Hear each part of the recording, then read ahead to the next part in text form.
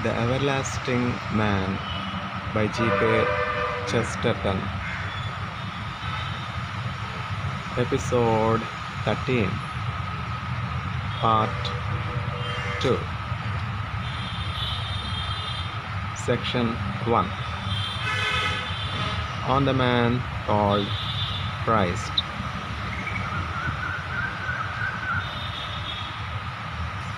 Part 2. On the Man Called Christ.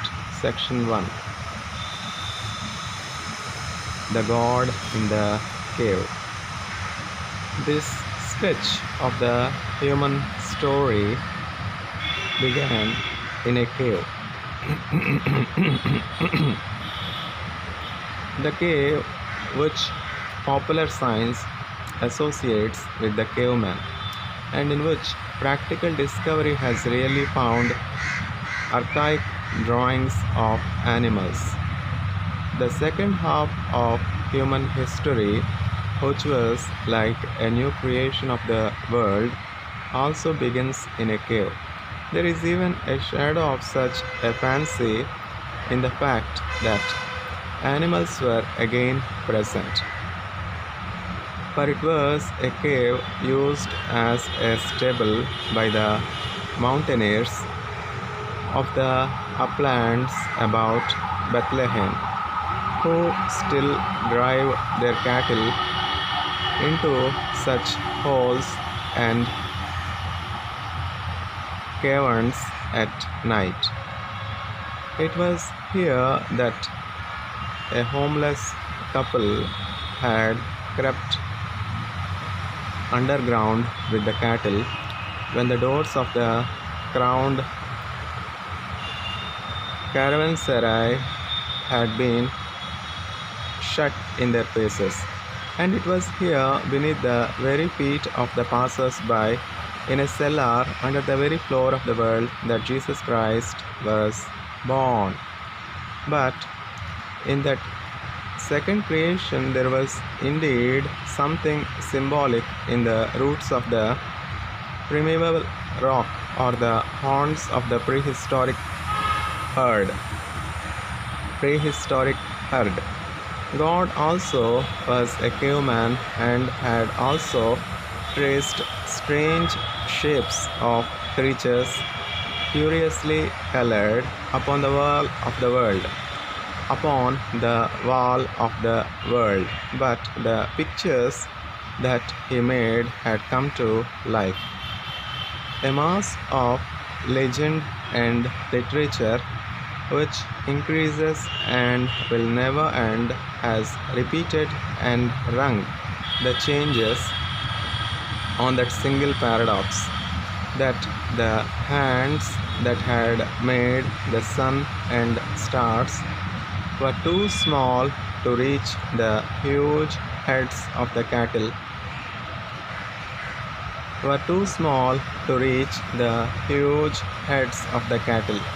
Upon this paradox, we might almost say, upon this just all the literature of our faith is founded. It is at least like a jest in this, that it is something which the scientific critic cannot see.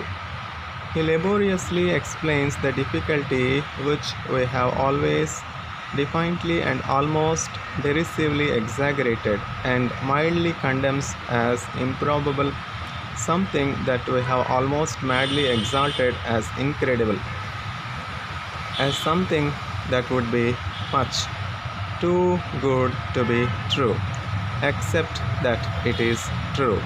When that contrast between the cosmic creation and the little local infancy has been repeated, reiterated, underlined, emphasized, exulted in, sung, shouted, roared, not to say howled, in 100,000 hymns, carols, rhymes, rituals, pictures, poems, and popular sermons, it may be suggested that we hardly need a higher critic to draw our attention to something a little odd about it, especially one of the sort that seems to take a long time to see a joke, even his own joke. But about this contrast and combination of ideas, one thing may be said here because it is relevant to the whole thesis of this book. The sort of modern critic of whom I speak is generally much impressed with the importance of education in life and the importance of psychology in education. That sort of man is never tired of telling us that first impressions fix character by the law of causation, and he will become quite nervous of a child's visual sense and he will become quite nervous if a child's visual sense is poisoned by the wrong colors on a gollywog or his nervous system prematurely shaken by a cacophonous rattle. Yet he will think us very narrow-minded if we say that this is exactly why there really is a difference between being brought up as a Christian or being brought up as a Jew or a Muslim or an atheist. The difference is that every Catholic child has learned from pictures and even every Protestant child from stories. This incredible combination of contrasted ideas as one of the very first impressions on his mind.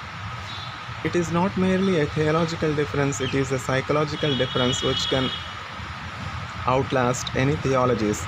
It really is, as that sort of scientist loves to say about anything incurable. Any agnostic or atheist whose childhood has known a real Christmas has never afterwards, whether he likes it or not, an association in his mind between two ideas that most of mankind must regard as remote from each other. The idea of a baby and the idea of an unknown strength that sustains the stars.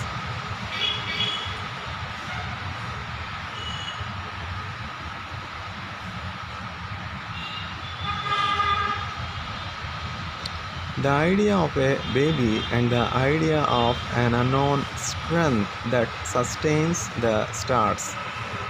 His instincts and imagination can still connect them when his reason can no longer see the need of the connection.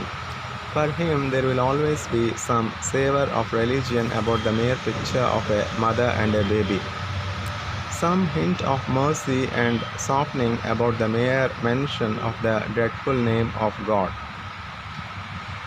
But the two ideas are not naturally or necessarily combined. They would not be necessarily combined for an ancient Greek or a Chinaman, even for Aristotle or Confucius. It is no more inevitable to connect God with an infant than to connect gravitation with a kitten,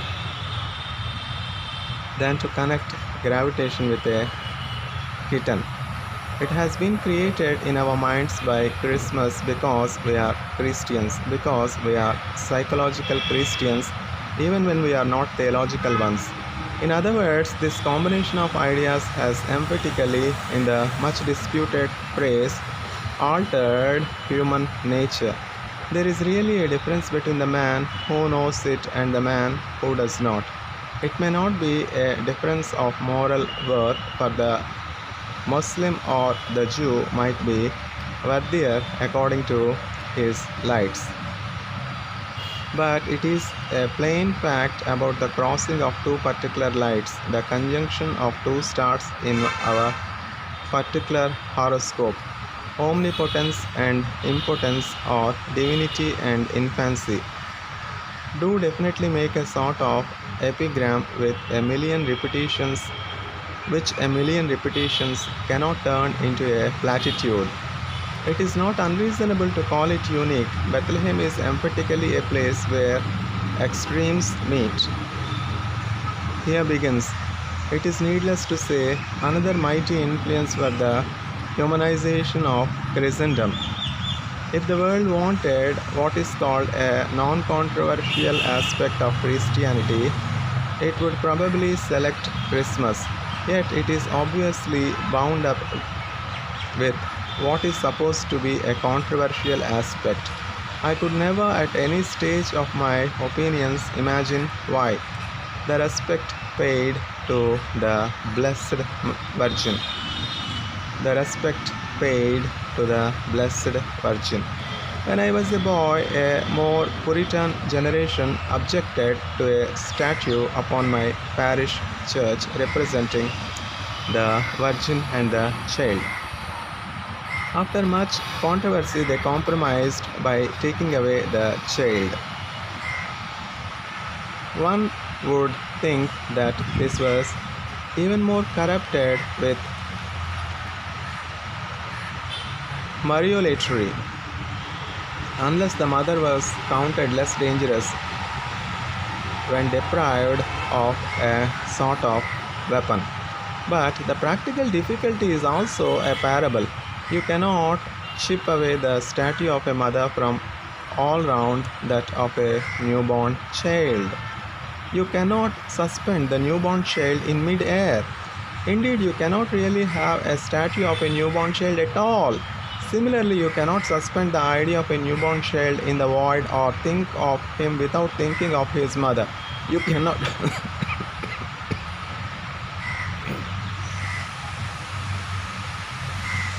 You cannot. You cannot visit the child without visiting the mother. You cannot, in common human life, approach the child except through the mother. If we are to think of Christ in this aspect at all, the other idea follows as it is followed in history. We must either have Christ out of Christmas or Christmas out of Christ, or we must admit, if only as we admit it in an old picture, that those holy heads are too near together for the halo is not to mingle and cross. That those holy heads are too near together for the halo is not to mingle and cross. It might be suggested in a somewhat violent image that nothing had happened in that fold or crack in the great grey hills except that the whole universe had been turned inside out. I mean that all the eyes of wonder and worship which had been turned outwards to the largest thing were now turned inward to the smallest. The very image will suggest all that multitudinous marvel of converging eyes that makes so much of the colored Catholic imagery like a peacock's tail. But it is true in a sense that God, who had been only a circumference, was seen as a center, and a center is infinitely small. It is true that the spiritual spiral henceforward works inwards instead of outwards, and in that sense is centripetal and not centrifugal.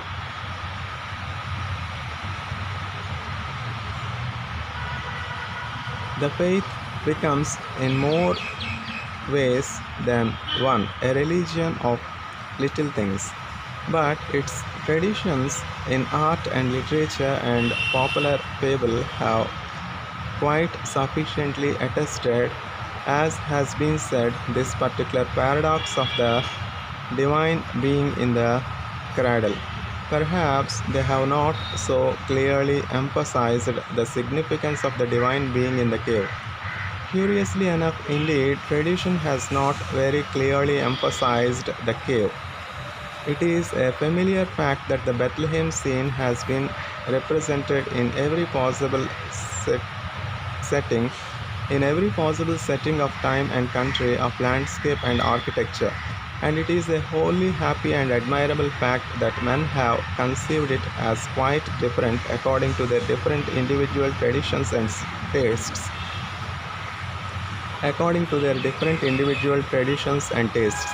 But while all have realized that it was a stable, not so many have realized that it was a cave.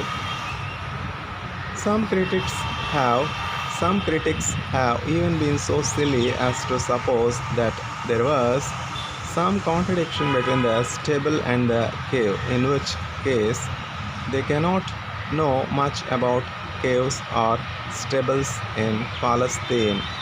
As they see differences that are not there, it is needless to add that they do not see differences that are there.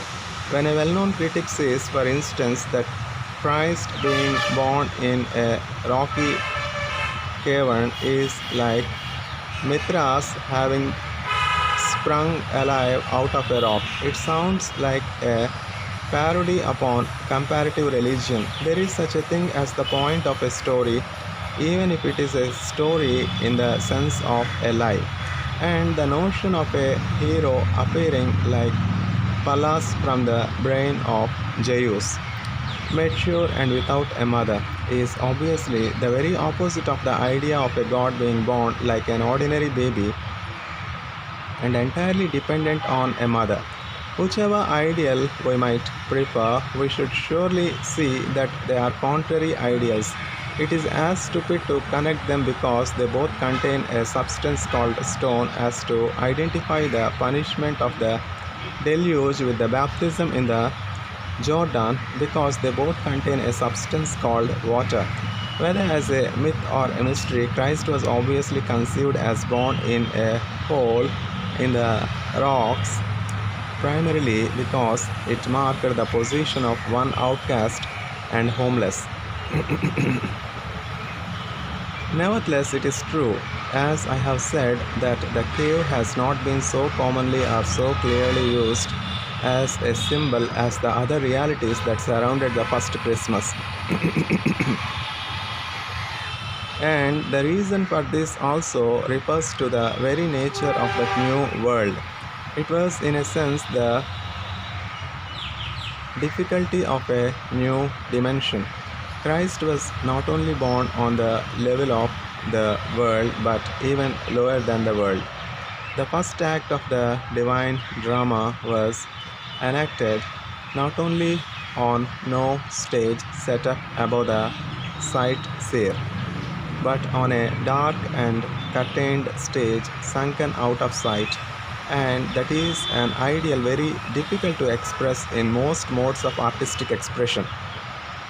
It is the idea of simultaneous happenings on different levels of life, something like it might have been attempted in the more archaic and decorative medieval art. But the more the artists learned of realism and perspective, the less they could depict at once the angels in the heavens and the shepherds on the hills and the glory in the darkness that was under the hills. Perhaps it would have been best conveyed by the characteristic expedient of some of the medieval guilds when they wheeled about the streets, a theatre with three stages, one above the other, with heaven above the earth and hell under the earth. But in the riddle of Bethlehem, it was heaven that was under the earth. There is in that alone the touch of a revolution, as of the world turned upside down. It would be vain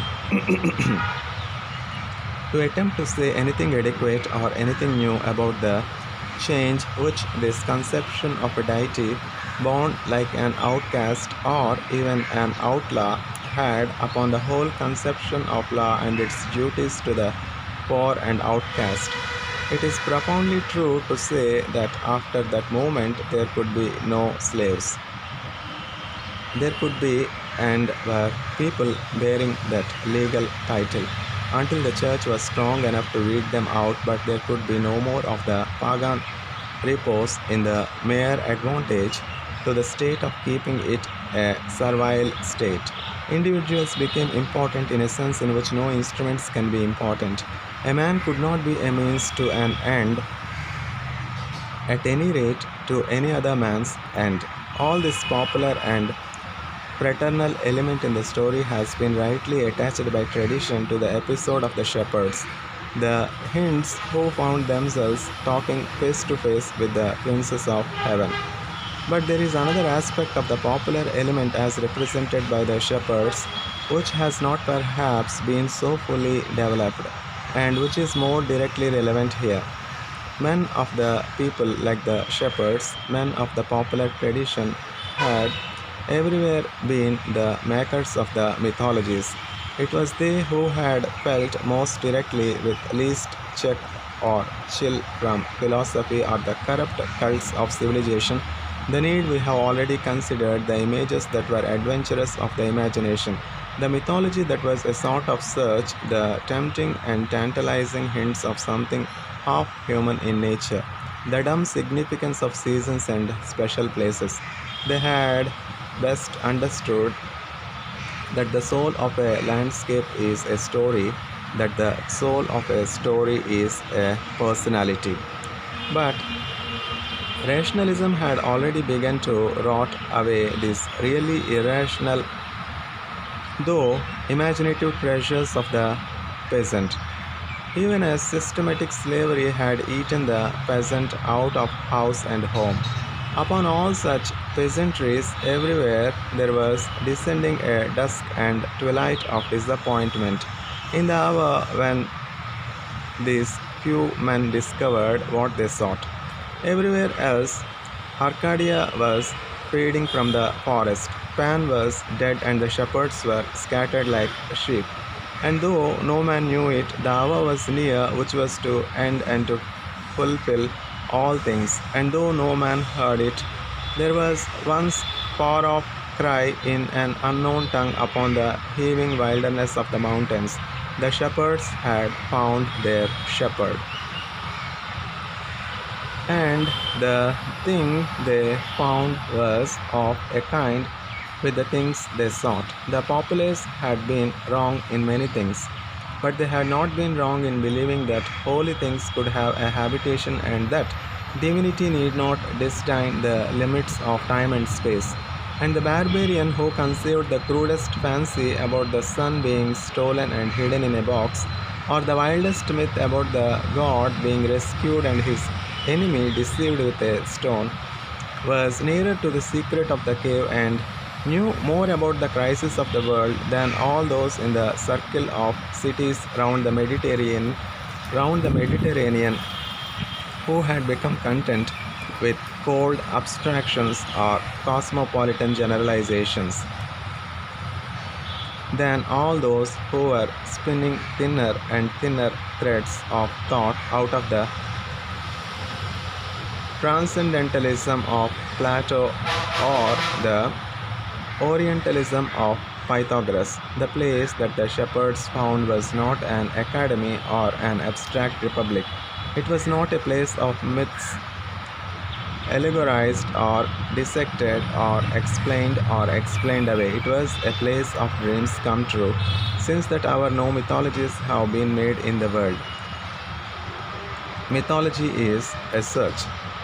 We all know that the popular presentation of this popular story in so many miracle plays and carols has given to the shepherds the costumes, the language, and the landscape of the separate English and European countrysides.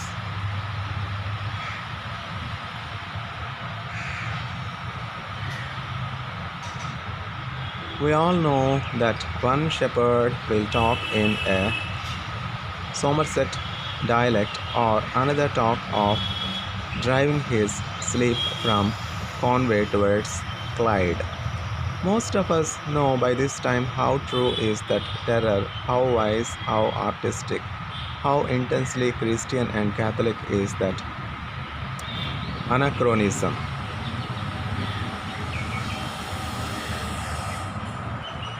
But some who have seen it in these scenes of medieval rusticity have perhaps not seen it in another sort of poetry, which it is sometimes the fashion to call artificial rather than artistic. I fear that many modern critics will see only a faded classicism in the fact that men like Crasha and Herrick conceived the shepherds of Bethlehem under the form of the shepherds of Virgil. Yet they were profoundly right, and in turning their Bethlehem play into a Latin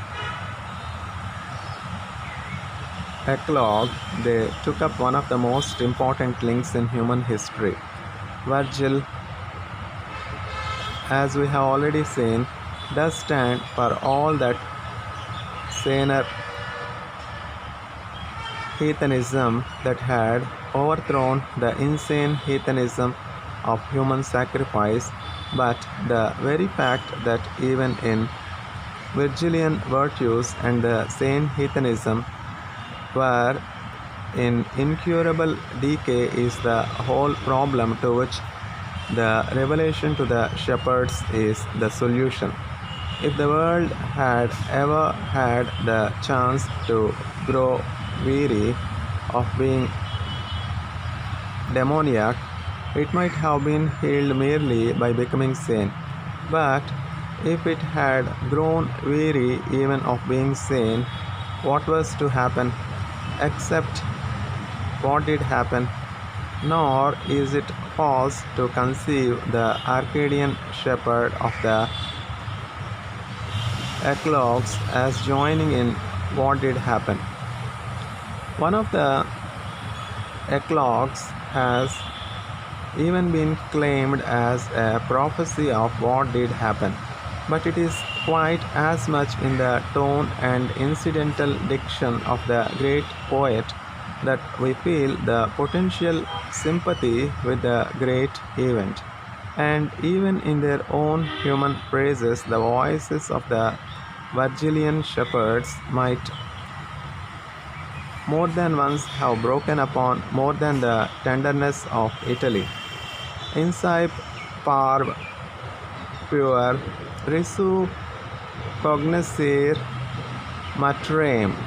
They might have found in that strange place all that was best in the last traditions of the Latins, and something better than a wooden idol standing up forever for the pillar of the human family, a household god. But they and all the other mythologies would be justified in rejoicings that the event had fulfilled not merely the mysticism but the materialism of mythology.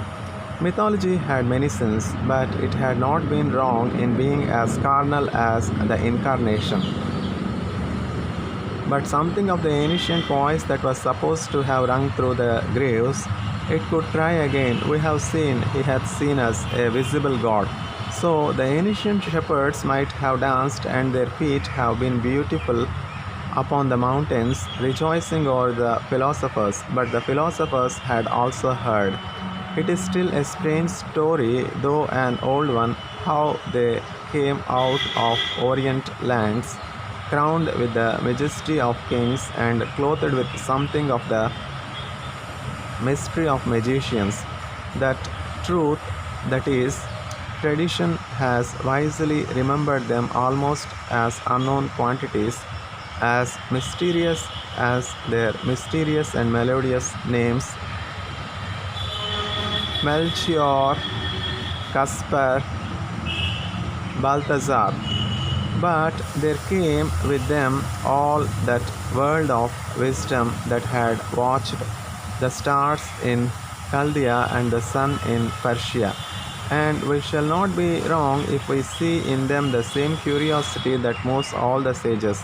They would stand for the same human ideal if their names had really been Confucius or Pythagoras or Plato. They were those who sought not tales but the truth of things, and since their thirst for truth was itself a thirst for God, they also have had their reward. But even in order to understand that reward, we must understand that for philosophy as much as mythology, that reward was the completion of the incomplete. Such learned men would doubtless have come as these learned men did come, to find themselves conformed in much that was true in their own traditions and right in their own reasoning. Confucius would have found a new foundation for the family in the very reversal of the Holy Family. Buddha would have looked upon a new renunciation of stars rather than jewels and divinity than royalty. These learned men would still have the right to say, or rather a new right to say, that there was truth in their old teaching. But after all, these learned men would have come to learn. They would have come to complete their conceptions with something they had not yet conceived, even to balance their imperfect universe with something they might once have contradicted. Buddha would have Buddha would have come from his impersonal paradise to worship a person. Confucius would have come from his temples of ancestor worship to worship a child.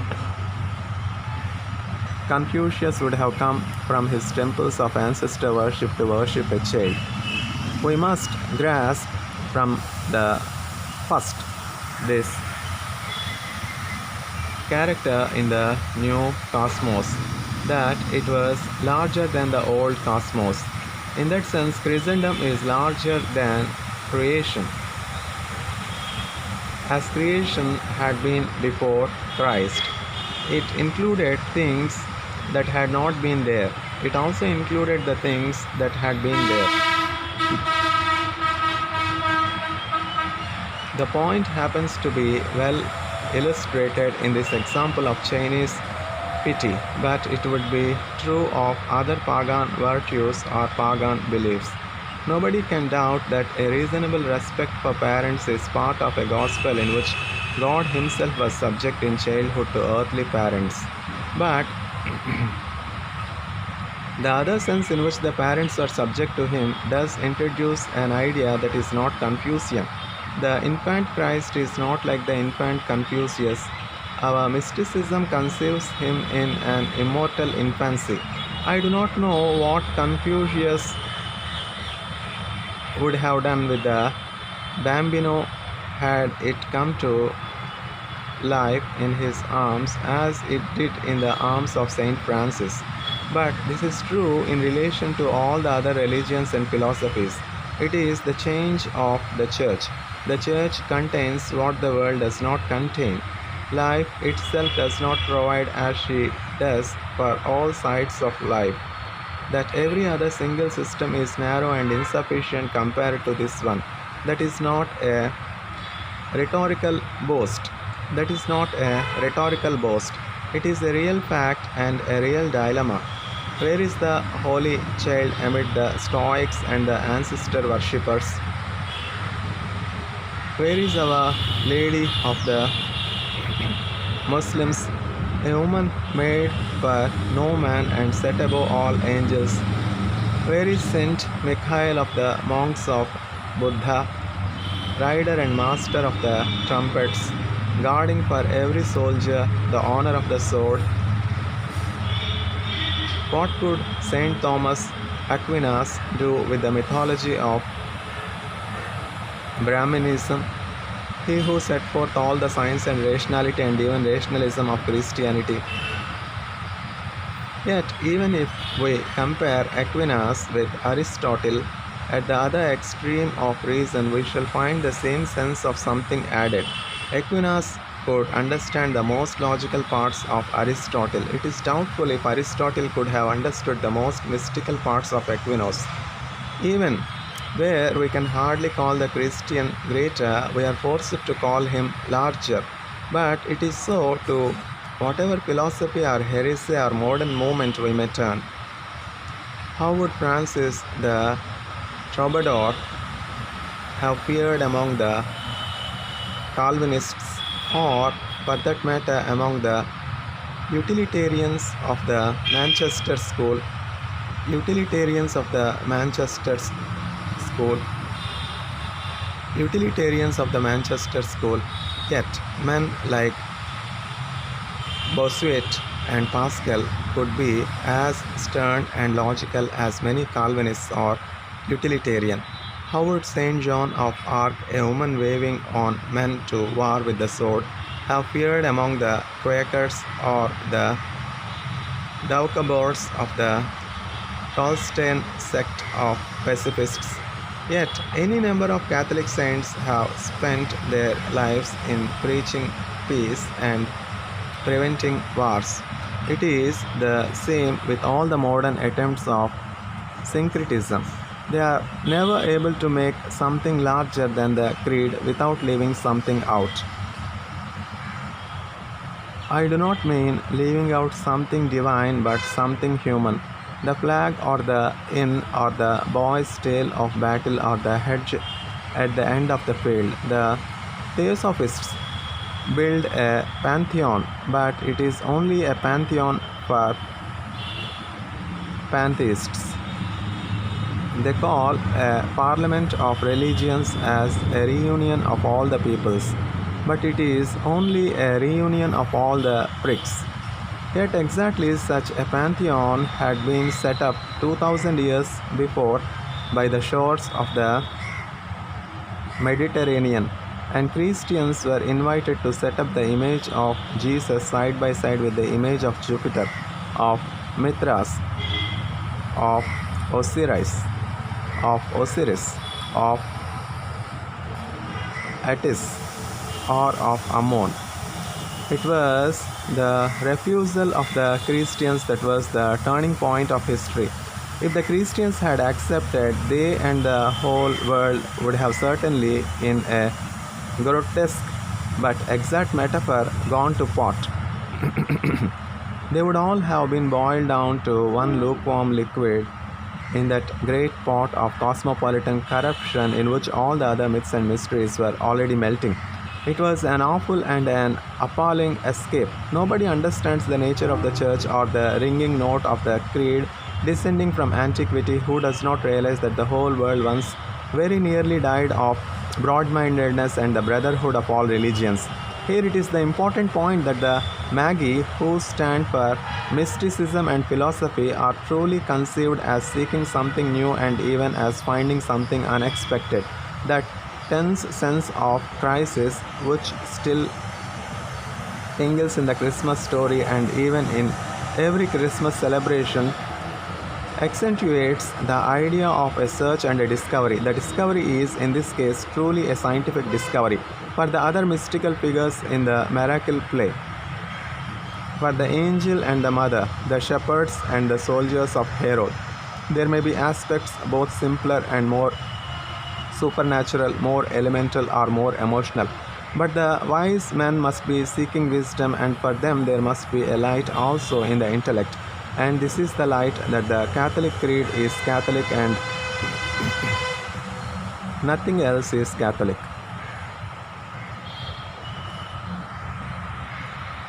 The philosophy of the church is universal. The philosophy of the philosophers was not universal. Had Plato and Pythagoras and Aristotle stood for an instant in the light that came out of that little cave, they would have known that their own light was not universal. It is far from certain, indeed, that they did not know it already.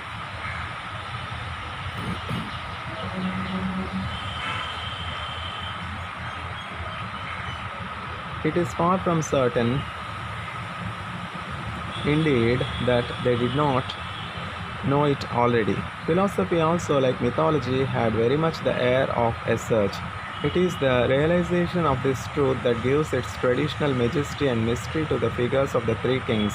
The discovery that religion is broader than philosophy and that this is the broadest of religions contained within this narrow space. The magicians were gauging at the strange pentacle with the human triangle reversed, and they have never come to the end of their calculations about it. For it is the paradox of that group in the cave that while our emotions about it are of childish simplicity, our thoughts about it can branch with a never-ending complexity, and we can never reach the end even of our own ideas about the child who was a father and the mother who was a child. And we can never reach the end even of our own ideas about the child who was a father and the mother who was a child. and we can never reach the end even of our own ideas about the child who was a father and the mother who was a child.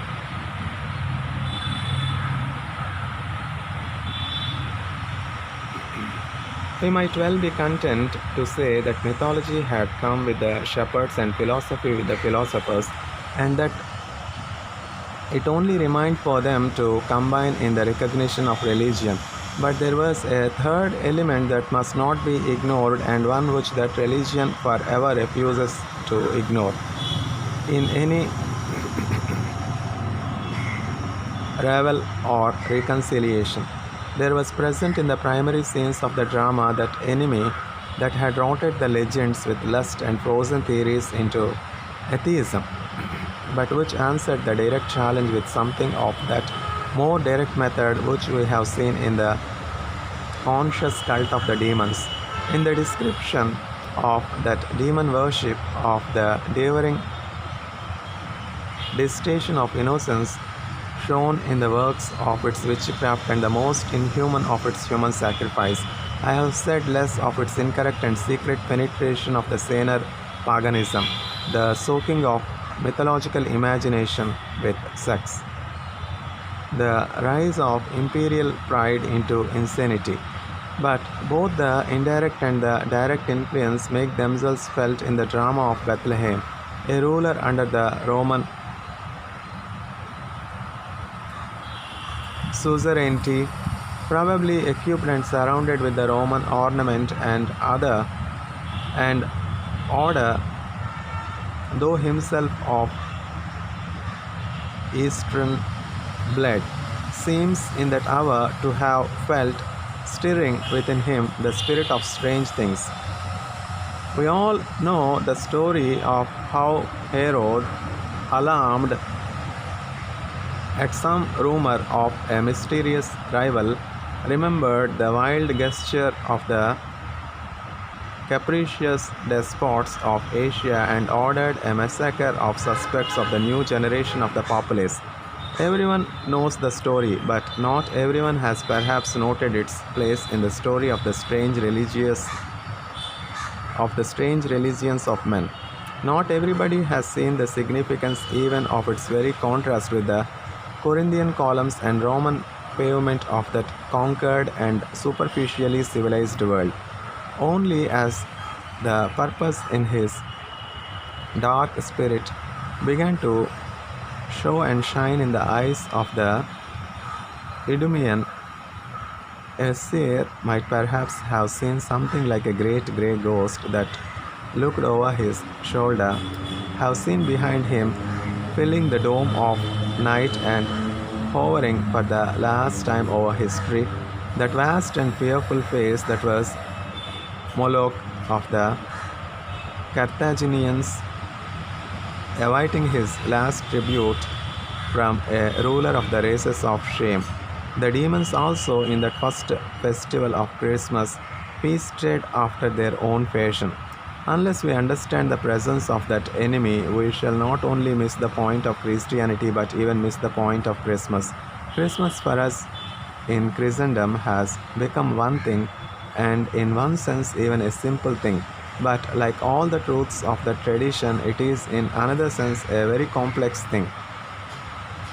Its unique note is that simultaneous striking of many notes of humility, of gaiety, of gratitude, of mystical fear, but also of vigilance and of drama. It is not only an occasion for the peacemakers any more than for the merrymakers. It is not only a Hindu peace conference. It is not only a Hindu peace conference any more than it is only a Scandinavian winter feast. There is something defiant in it also, something that makes the abrupt bells at night sound like the great guns of a battle that has just been won. All this indescribable thing that we call the Christmas atmosphere only hangs in the air as something like a lingering fragrance or fading vapor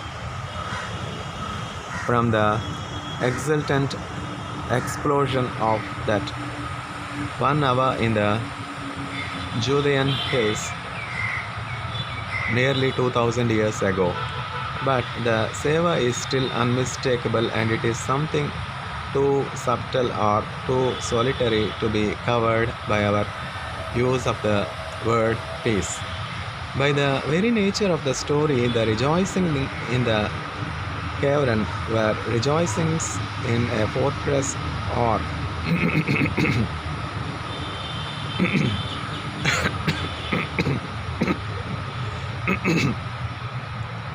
by the very nature of the story, the rejoicings in the cavern were rejoicings in a fortress or an outlaw's den.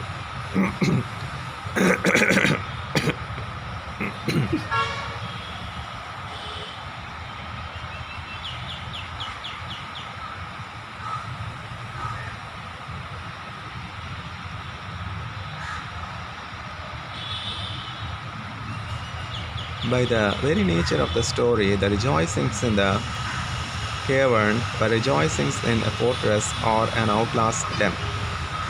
Properly understood, it is not unduly flippant to say they were rejoicings in a dugout.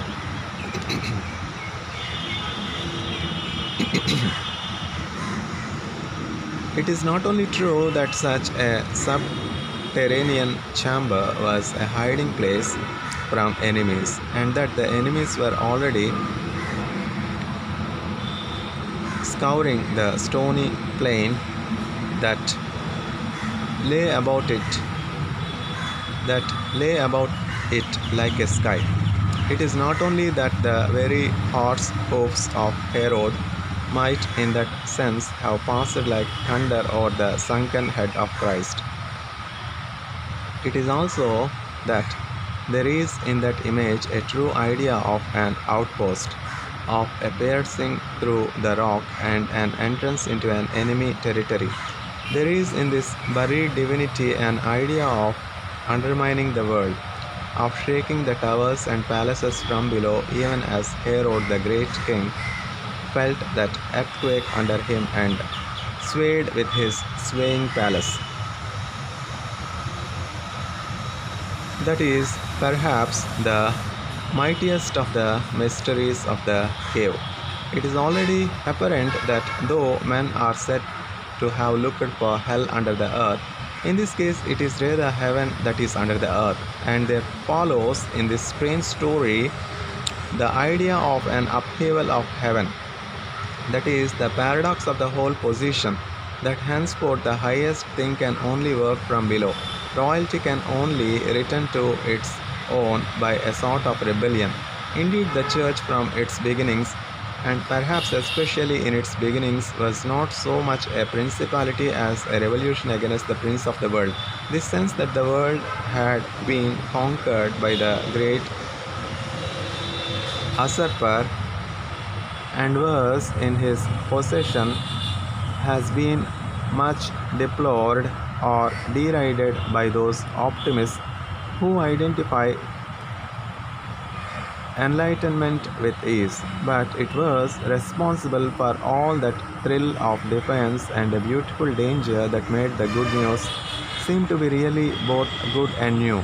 It was in truth against a huge unconscious usurpation that it raised a revolt, and originally so obscure a revolt. Olympus still occupied the sky like a motionless cloud molded into many mighty forms. Philosophy still sat in the high places and even on the thrones of the kings when Christ was born in the cave, and Christianity in the catacombs. In both cases, we may remark the same paradox of revolution, the sense of something despised and of something feared. The cave, in one aspect, is only a hole or corner into which the outcasts are swept like rubbish. Yet, in the other aspect, it is a hiding place of something valuable which the tyrants are seeking like treasure. In one sense, they are there because the innkeeper would not even remember them, and in another, because the king can never forget them. We have already noted that this paradox appeared also in the treatment of the early church. It was important while it was still insignificant, and certainly while it was still important. It was important solely because it was intolerable, and in that sense, it is true to say that it was intolerable because it was intolerant. It was resented because, in its own still and almost secret way, it had declared war. It has risen out of the ground to wreck the heaven and even the heathenism. It did not try to destroy all that creation of gold and marble, contemplated but it contemplated a world without it. It dared to look right through it as though the gold and marble had been glass. Those who charged the Christians with burning down Rome with firebrands were slanderers, but they were at least far nearer to the nature of Christianity than those among the moderns who tell us that the Christians were a sort of ethical society, being martyred in a languid fashion for telling men that they had a duty to their neighbors, and only mildly disliked because they were meek and mild.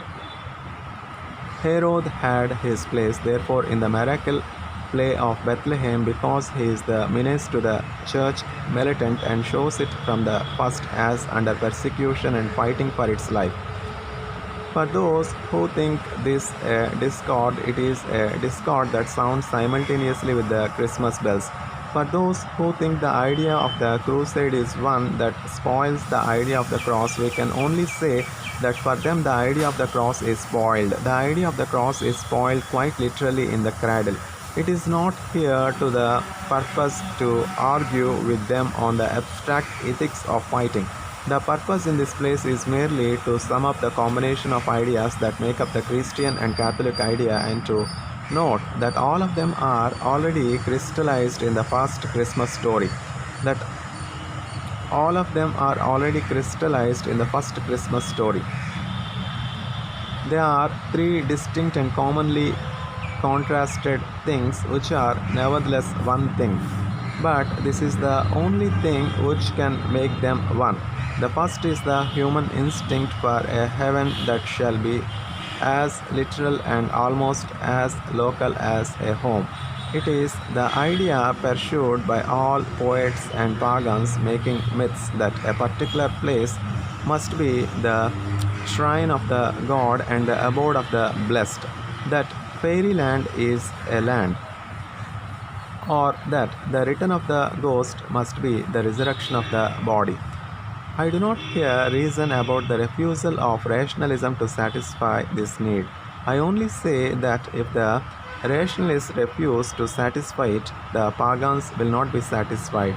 This is present in the story of Bethlehem and Jerusalem, as it is present in the story of Delos and Delphi, and as it is not present in the whole universe, and as it is not present in the whole universe of Lucretius, or the whole universe of Herbert Spencer. The second element is a philosophy larger than other philosophies, larger than that of Lucretius, and infinitely larger than that of Herbert Spencer. It looks at the world through 100 windows, where the ancient Stoic or the modern agnostic only looks through one. It seems life with thousands of eyes belonging to thousands of different sorts of people, where the other is only the individual standpoint of a Stoic or an agnostic. It has something for all moods of man. It finds work for all kinds of men. It understands secrets of psychology. It is aware of depths of evil. It is able to distinguish between the ideal and unreal marvels and miraculous exceptions. It trains itself intact about hard cases, all with a multiplicity and subtlety and imagination about the varieties of life which is far beyond the bald or breezy platitudes of most ancient and modern moral philosophy. In a word, there is more in it. It finds more in existence to think about. It gets more out of life. Masses of this material about our many-sided life have been added since the time of Saint Thomas Aquinas. But Saint Thomas Aquinas alone would have found himself limited in the world of Confucius or of Comte. And the third point is this, that while it is local enough for poetry and larger than any other philosophy, it is also a challenge and a fight. While it is deliberately broadened to embrace every aspect of truth, stiffly it is still stiffly embattled against every mode of error. It gets every kind of man to fight for it. It gets every kind of weapon to fight with. It widens its knowledge of the things that are fought for and against with every art of curiosity or sympathy. But it never forgets that it is fighting. It proclaims peace on earth and never forgets why there was war in heaven. This is the Trinity of Truths symbolized here by the three types in the old Christmas story: the shepherds and the kings and that other king who warred upon the children. It is simply not true to say that other religions and philosophies are in this respect its rivals. It is not true to say that any one of them combines these characters. It is not true to say that any one of them pretends to combine them. Buddhism may profess to be equally mystical. It does not even profess to be equally military. Islam may profess to be equally military. It does not even profess to be equally metaphysical and subtle. Confucianism may profess to satisfy the need of the philosophers for order and reason. It does not even profess to satisfy the need of the mystics for miracle and sacrament and the consecration of concrete things. There are many evidences of this presence of a spirit at once universal and unique. One will serve here, which is the symbol of the subject of this chapter, that no other story, no pagan legend or philosophical anecdote or historical event does in fact affect any of us with that peculiar and even poignant impression produced on us by the word Bethlehem. No other birth of a god or childhood of a sage seems to us to be Christmas or anything like Christmas. It is either too cold or too frivolous, or too formal and classical, or too simple and savage, or too occult and complicated. Not one of us, whatever his opinions, would ever go to such a scene with the sense that he was going home. He might admire it because it was poetical or because it was philosophical or any number of other things in separation, but not because it was itself. The truth is that there is a quite peculiar and individual character about the hold of this story on human nature. It is not in its psychological substance at all like a mere legend or the life of a great man. It does not exactly in the ordinary sense turn our minds to greatness, to those extensions and exaggerations of humanity which are turned into gods and heroes, even by the healthiest sort of hero worship. It does not exactly work outwards adventurously to the wonders to be found at the ends of the earth. It is rather something that surprises us from behind, from the hidden and personal part of our being, like that which can sometimes take us off our guard in the pathos of small objects, or the blind pities of the poor. It is rather as if a man had found an inner room in the very heart of his own house, which he had never suspected, and seen a light from within. It is as if he found something at the back of his own heart that betrayed him into good. It is not made of what the world would call strong materials, or rather, it is made of materials whose strength is in that winged levity with which they brush us and pass. It is all that is in us, but a brief tenderness that is there made eternal. All that means no more than a momentary softening that is in some strange fashion become a strengthening and a repose. It is the broken speech and the lost word that are made positive and suspended unbroken. As the strange kings fade into a far country and the mountains resound no more with the feet of the shepherds, and only the night and the cavern lie in fold upon fold, and the cavern lie in fold upon fold over something more human than humanity.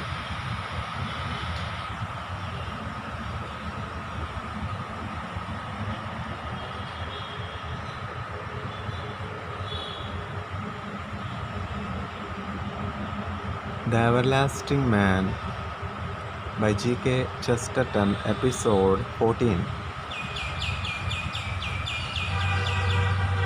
Part 2.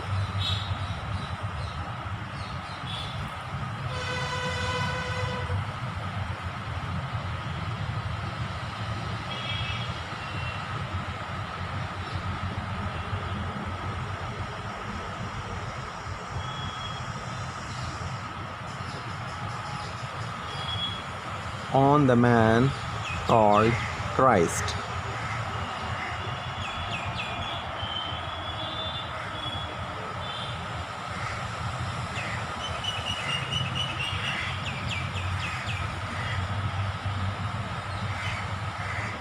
Section 2.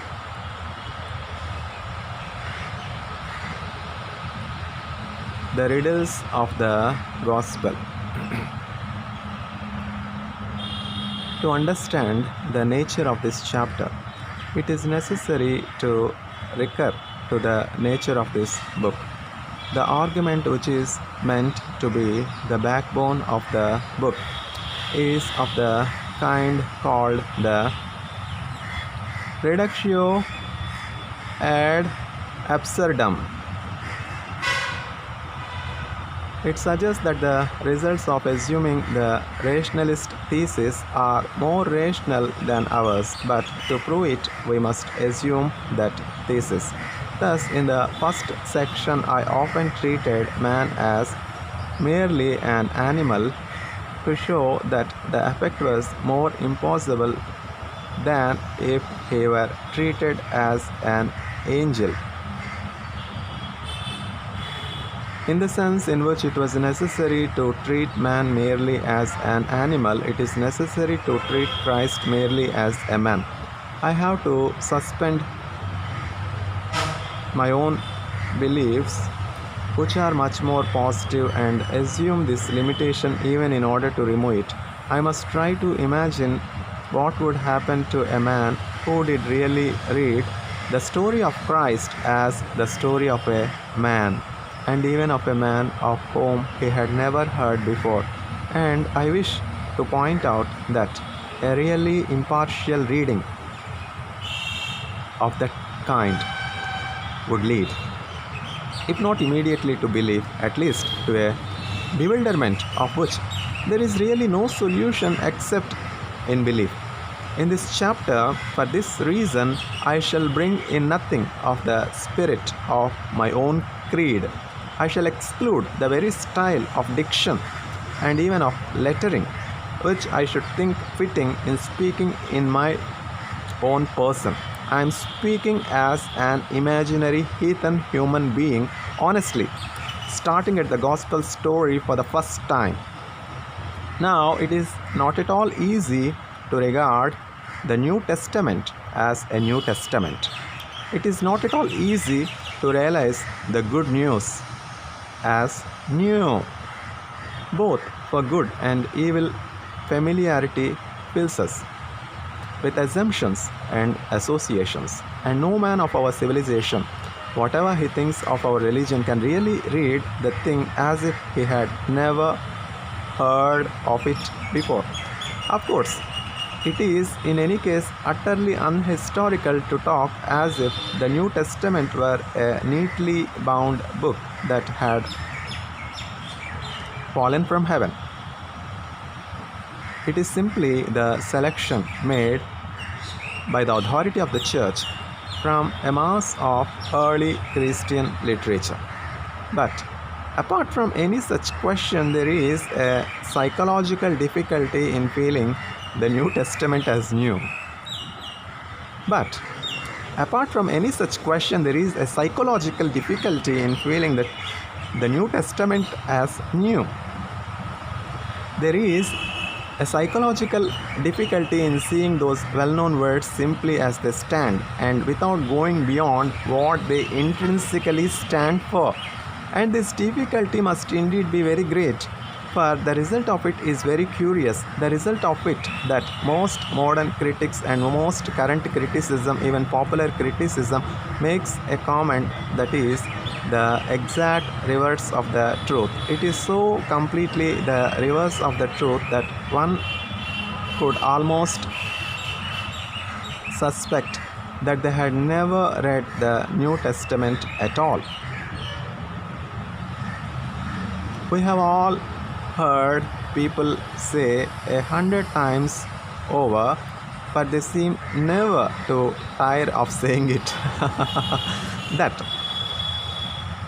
the Jesus of the New Testament is indeed a most merciful and humane lover of humanity, but that the Church has hidden his human character in repellent dogmas and stiffened it with ecclesiastical terrors till it has taken on an inhuman character.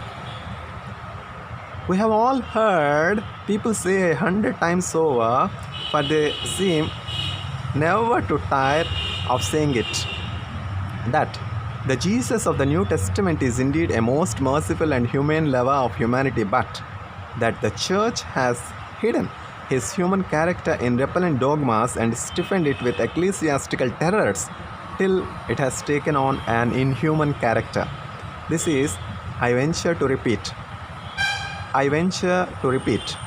very nearly the reverse of the truth. The truth is that it is the image of Christ in the churches that is almost entirely mild and merciful. It is the image of Christ in the Gospels that is a good, many other things as well. The figure in the Gospels does indeed utter in words of almost heartbreaking beauty his pity for our broken hearts, but they are very far from being the only sort of words that he utters. Nevertheless, they are almost the only kind of words that the Church in its popular imagery ever represents him as uttering. That popular imagery is inspired by a perfectly sound popular instinct. The mass of the poor are broken, and the mass of the people are poor. And for the mass of mankind, the main thing is to carry the conviction of the incredible compassion of God. But nobody with his eyes open can doubt that it is chiefly this idea of compassion that the popular machinery of the Church does seek to carry. The popular imagery carries a great deal to excess the sentiment of gentle Jesus, meek and mild. Gentle Jesus, meek and mild. It is the first thing that the outsider feels and criticizes in a pita or a shrine of the Sacred Heart.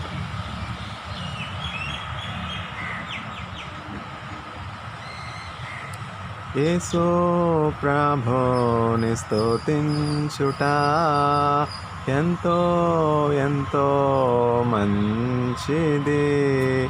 యేసు ప్రభుని స్తుతించుట ఎంతో ఎంతో మంచిది. మంచిది.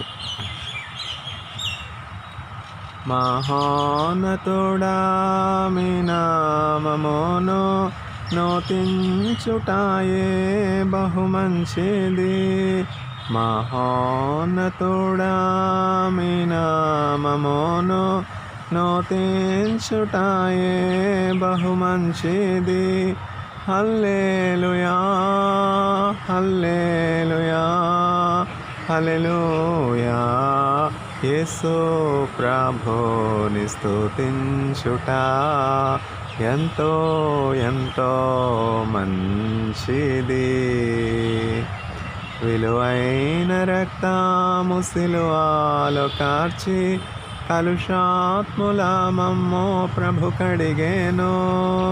విలువైన రక్తము సిలువలో కార్చి కలుషాత్ముల మమ్ము ప్రభు కడిగెను. హల్లెలూయా హల్లెలూయా హల్లెలూయా. యేసు ప్రభుని స్తుతించుట ఎంతో ఎంతో మంచిది.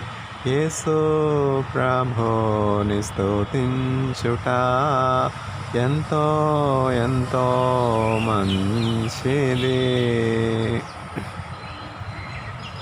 ఎంతో గొప్ప రక్షణనిచ్చి వింతైన జనముగా మము చేసెను. ఎంతో గొప్ప రక్షణనిచ్చి వింతైన జనముగా మము చేసెను. హల్లెలూయా హల్లెలూయా హల్లెలూయా. యేసు ప్రభుని స్తుతించుట ఎంతో ఎంతో మంచిది. యేసు ప్రభుని స్తుతించుట ఎంతో ఎంతో మంచిది. మా శైలమో మా కేడెమో మా కోటయో మా ప్రభువే. మా శైలమో మా కేడెమో మా కోటయో మా ప్రభువే. హల్లెలూయా హల్లెలూయా హల్లెలూయా.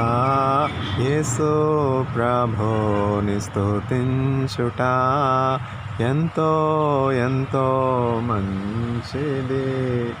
యేసు ప్రభుని స్తుతించుట ఎంతో ఎంతో మంచిది. ఉన్నత దుర్గము రక్షణ శృంగము రక్షించువాడు మన ప్రభువే. ఉన్నత దుర్గము రక్షణ శృంగము రక్షించువాడు మన ప్రభువే. హల్లెలూయా హల్లెలూయా హల్లెలూయా. యేసు ప్రభుని స్తుతించుట ఎంతో ఎంతో మంచిది.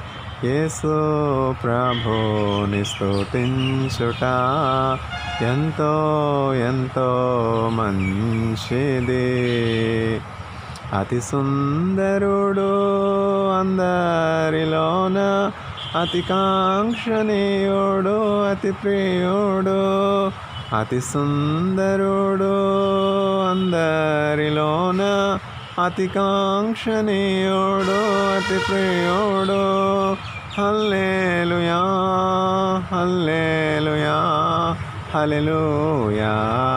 యేసు ప్రభుని స్తుతించుట ఎంతో ఎంతో మంచిది. యేసు ప్రభుని స్తుతించుట ఎంతో ఎంతో మంచిది. రాత్రింబవళ్ళు వేనోళ్ళతోనూ నూతించుటాయే బహు మంచిది. రాత్రింబవళ్ళు వేనోళ్ళతోనూ నోతించుటాయే బహు మంచిది. హల్లెలూయా హల్లెలూయా హల్లెలూయా. యేసు ప్రభుని స్తుతించుట ఎంతో ఎంతో మంచిది. యేసు ప్రభుని స్తుతించుట ఎంతో ఎంతో మంచిది.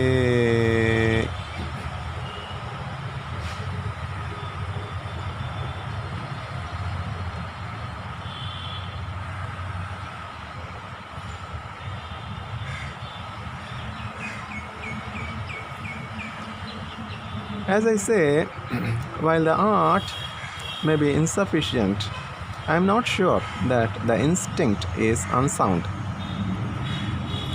In any case, there is something appalling, something that makes the blood run cold in the idea of having a statue of Christ in wrath.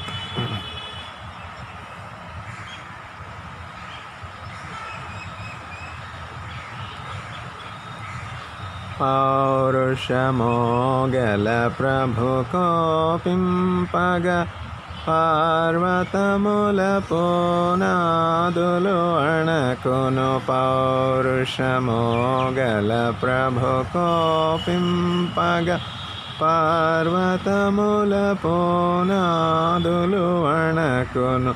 తన నోట నుండి వచ్చిన అగ్ని దహించి వేసెను వైరులనెల్లన్.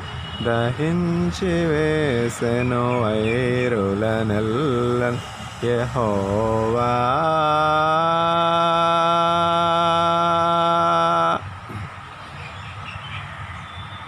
దయగల వారిపై దయ చూపించును. కఠినుల ఎడల వికటము చూపును. దయగల వారిపై దయ చూపించును. కఠినుల ఎడల వికటము చూపును. గర్విష్ఠుల యొక్క గర్వమునణచును. సర్వము నెరిగిన సర్వాధికారి. సర్వము నెరిగిన సర్వాధికారి యెహోవా.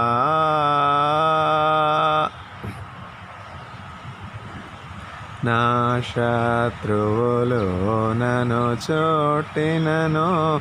నరకపు పాశములరి కట్టినను.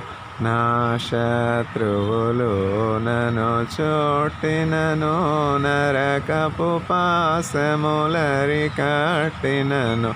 వరదవలే భక్తిహీనులు పోర్లిన. వరదవలే భక్తిహీనులు పోర్లిన. విడువక మము ఎడబాయని దేవా. విడువక మము ఎడబాయని దేవ యెహోవా.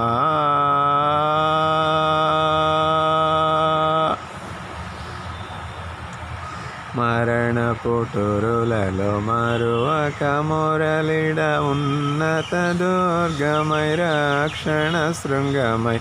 మరణ పుటురులలో మరువక మురళిడ. ఉన్నత దుర్గమై రక్షణ శృంగమై.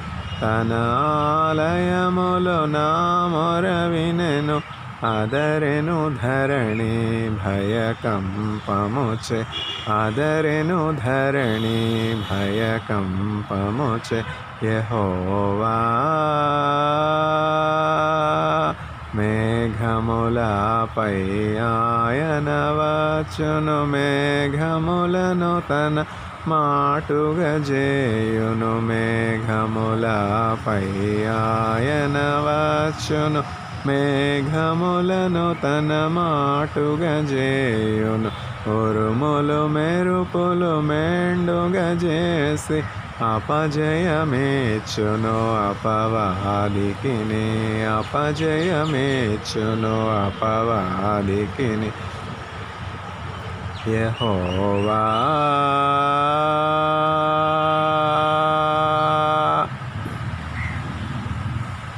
నా దీపమును వెలిగించువాడు నా చీకటిని వెలుగుగజేయును. నా దీపమును వెలిగించువాడు నా చీకటిని వెలుగుగజేయును. జలరాశుల నుండి బలమైన చేతితో, జలరాశుల నుండి బలమైన చేతితో వెలుపల చేర్చిన బలమైన దేవుడు, వెలుపల చేర్చిన బలమైన దేవుడు యెహోవా.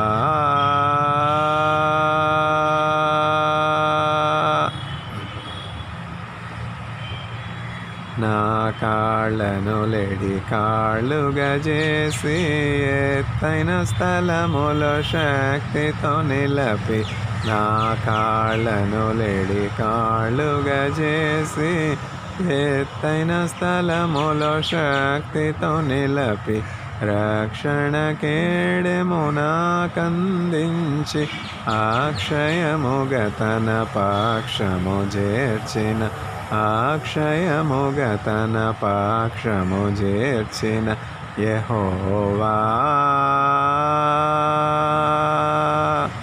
యెహోవా జీవము గల దేవా, బహుగా స్తుతులకు అర్హుడ నీవు.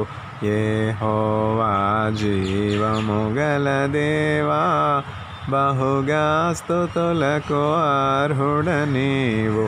అన్యజనులలో ధన్యత చూపుచు హల్లెలూయా స్తుతి గానము చేసెద, హల్లెలూయా స్తుతి గానము చేసెద యెహోవా.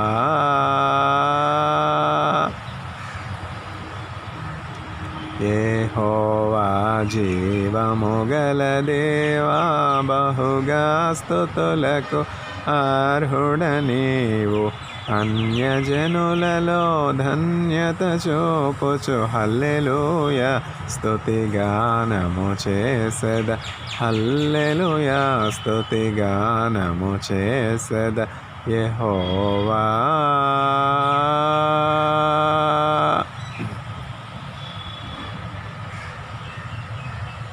There is something insupportable even to the imagination in the idea of turning the corner of a street or coming out into the spaces of a marketplace to meet the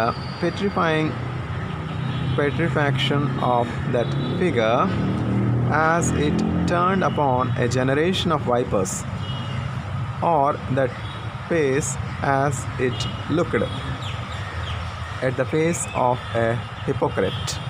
The church was reasonably be justified therefore if she turns the most merciful face or aspect towards men. But it is certainly the most merciful aspect that she does turn. And the point is here that it is very much more specifical. And the point is here that it is very much more specially and exclusively merciful than any impression that could be formed by a man merely reading the New Testament for the first time. A man simply taking the words of the story as they stand would form quite another impression. An impression full of mastery and possibly of inconsistency, but certainly not merely an impression of mildness. It would be intensely interesting, but part of the interest would consist in its leaving a good deal to be guessed at or explained. It is full of sudden gestures, evidently significant, except that we hardly know what they signify, of enigmatic silences or ironical replies. The outbreaks of wrath, like storms above our atmosphere, do not seem to break out exactly where we should expect them, but to follow some higher weather chart of their own. The Peter whom popular church teaching presents is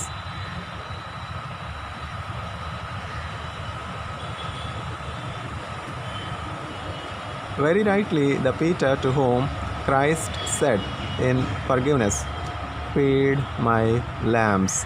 He is not the Peter upon whom Christ turned as if he were the devil crying in that obscure wrath, "Get thee behind me, Satan."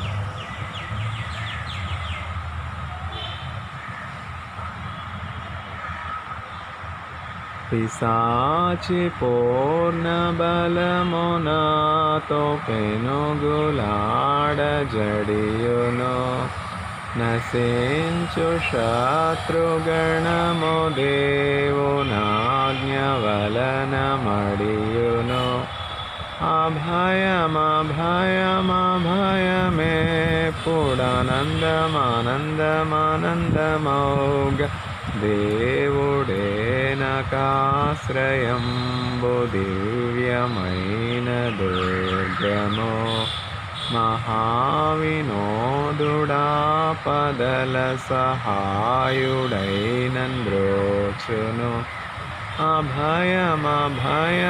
అభయమే పుడానందమానందమానందమౌగ దేవుడే నకాశ్రయంబు దివ్యమైన దుర్గము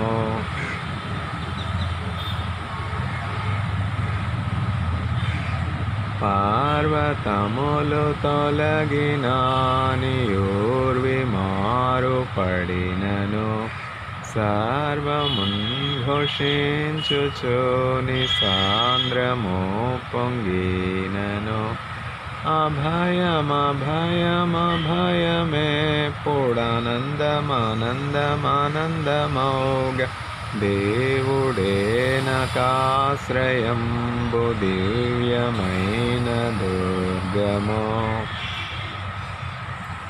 రాజ్యముల్ కంపించిన భూరాష్ట్రముల్ ఘోషించిన పూజ్యుడౌ యెహోవ వైరింబోని సంహరించును అభయమే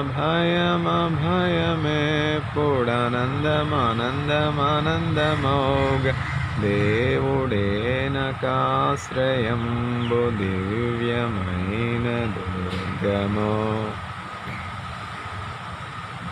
దేవుడెప్పుడు తోడుగాక దేశమో వర్ధిల్లును అతావునందు జనులు మిగుల ధన్యులైవ సింతురు అభయమే పుడానందమానందమానందమౌగ దేవుడే నకాశ్రయంబు దివ్యమైన దుర్గము విల్లు విరచునాయనే బల్లెమో తెగ నరుకునాయనే చల్ల చెదురు చేసిరిపుల నెల్ల త్రుంచునాయనే అభయమే పుడానందమానందమానందమౌగ దేవుడే నకాశ్రయంబు దివ్యమైన దుర్గము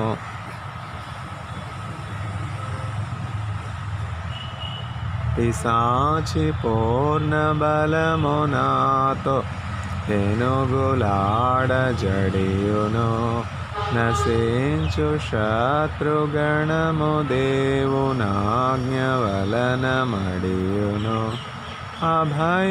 అభయమే పుడానందమానందమానందమౌగ దేవుడే నకాశ్రయంబు దివ్యమైన దుర్గము కోటయునశ్రయమునయ్య కోబు దేవుడుండగా వేటికింక వెరవలయునెప్పుడు నాకు పండుగ అభయమే పుడానందమానందమానందమౌగ దేవుడే నకాశ్రయంబు దివ్యమైన దుర్గము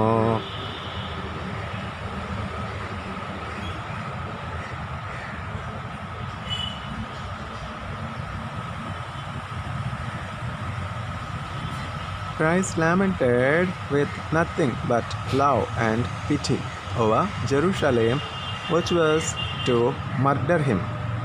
Christ lamented with nothing but love and pity over Jerusalem, which was to murder him. We do not know what strange spiritual atmosphere or spiritual insight led him to sink Bethsaida lower in the pit than Sodom. I am putting aside for the moment all questions of doctrinal inferences or expositions, orthodox or otherwise. I am putting aside for the moment all questions of doctrinal inferences or expositions, orthodox or otherwise. I am simply imagining the effect on a man's mind if he did really do what these critics are always talking about doing. If he did really read the New Testament without reference to orthodoxy or even without reference to doctrine, he would find a number of things which fit in far less with the current unorthodoxy than they do with the current orthodoxy. He would fit, for instance, that if there are any descriptions that deserve to be called realistic, they are precisely the descriptions of the supernatural. If there is one aspect of the New Testament Jesus in which he may be said to present himself eminently as a practical person, it is in the aspect of an exorcist. If there is one aspect of the New Testament Jesus in which he may be said to present himself eminently as a practical person, it is in the aspect of an exorcist. There is nothing meek and mild, there is nothing even in the ordinary sense mystical about the tone of the voice that says, "Hold thy peace and come out of him." It is much more like the tone of a very businessman like lion tamer or a strong-minded doctor dealing with a homicidal maniac. But this is only a side issue for the sake of illustration. I am not now raising these controversies, but considering the case of the imaginary man from the moon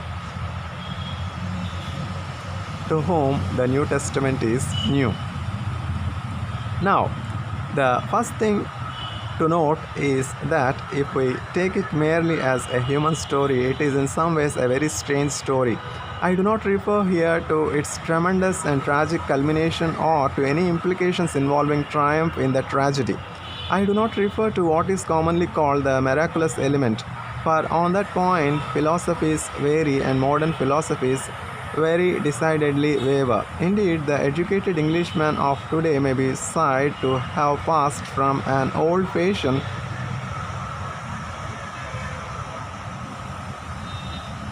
in which he would not believe in any miracles unless they were ancient, and adopted a new fashion in which he will not believe in any miracles unless they are modern.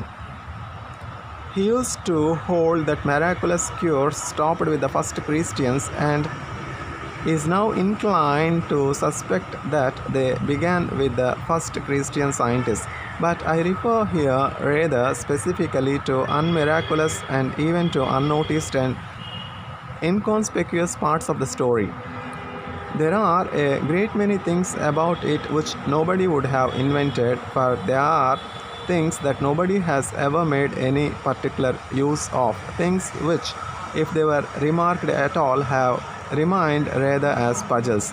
For instance, there is that long stretch of silence in the life of Christ up to the age of 30. For instance, there is that long stretch of silence in the life of Christ up to the age of 30. It is of all silences the most immense and imaginative impressive. It is of all silences the most immense and imaginatively impressive. But it is not the sort of thing that anybody is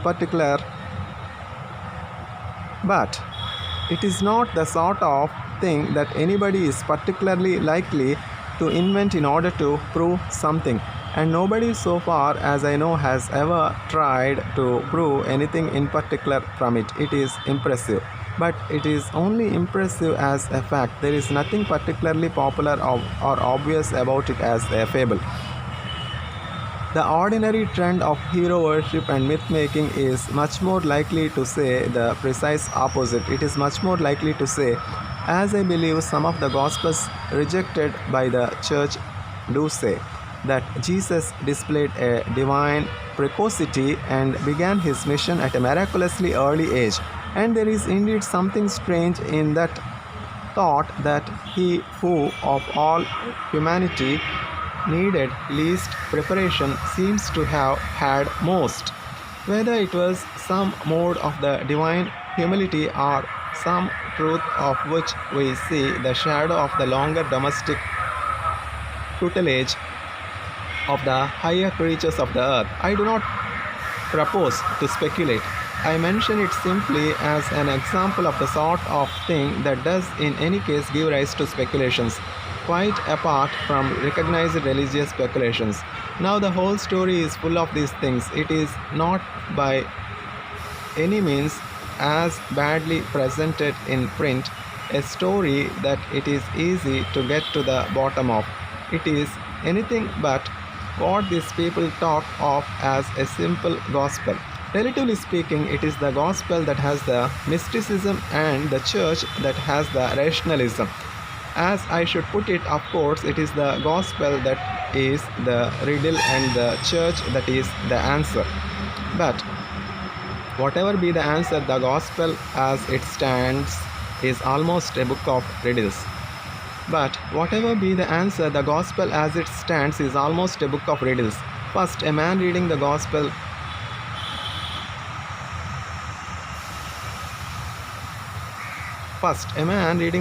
sayings would not find platitudes. If he had read even in the most respectful spirit,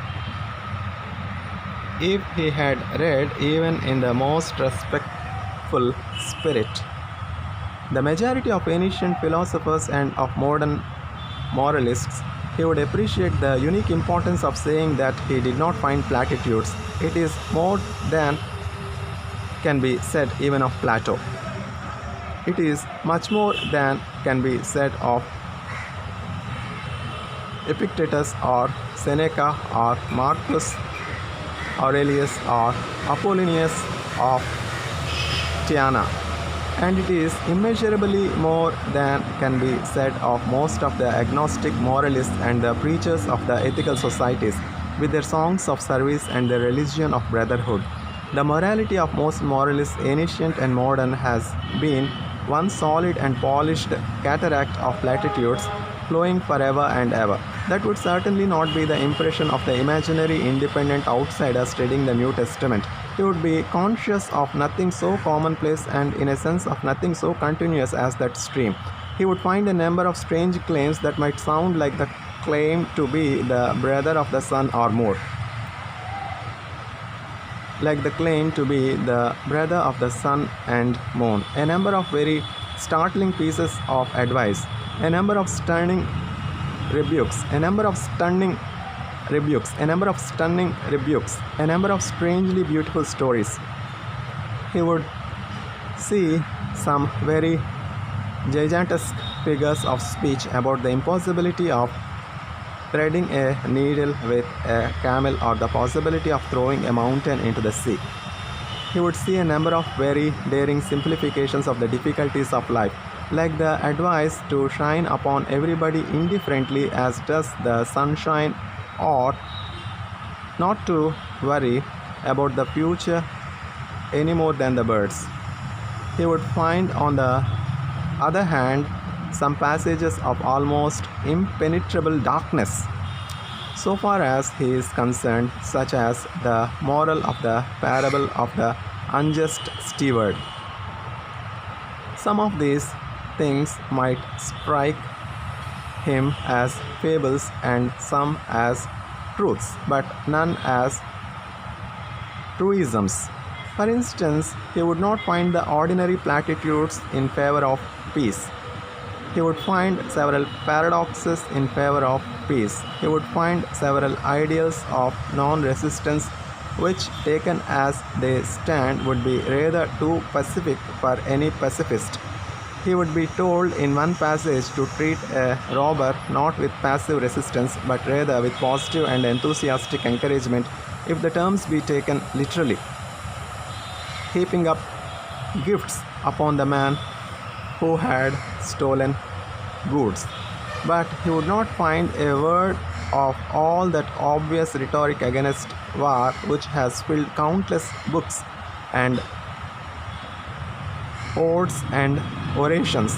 Not a word about the wickedness of war, the wastefulness of war, the appalling scale of the slaughter in war, and all the rest of the familiar frenzy. Indeed, not a word about war at all. There is nothing that throws any particular light on Christ's attitude towards organized warfare, except that he seems to have been rather fond of Roman soldiers. Indeed, it is another perplexity, speaking from the same external and human standpoint, that he seems to have got on much better with Romans than he did with Jews. But the question here is a certain tone to be appreciated by merely reading a certain text, and we might give any number of instances to it.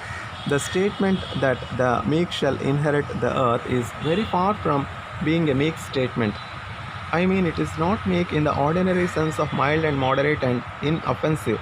To justify it, it would be necessary to go very deep into